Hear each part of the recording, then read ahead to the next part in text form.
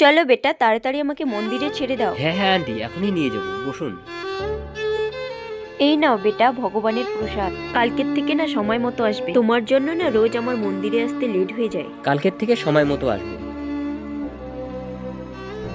বেটা, এই নাও ভগবানের প্রসাদ। ধন্যবাদ আন্টি। 3-4 দিন হয়ে গেল, আন্টি মন্দিরে কেন যাচ্ছে না? দিদি, আপনি আমাকে চিনবেন না। এই বাড়িতে যে আন্টি থাকতো, তাকে আমি রোজ মন্দিরে নিয়ে যেতাম। কয়েকদিন হলো উনি মন্দিরে যাচ্ছেন না। ভাইয়া, ওনার না শরীর ভালো নেই, ওনাকে ডাক্তার বাড়িতেই রেস্ট করতে বলেছেন।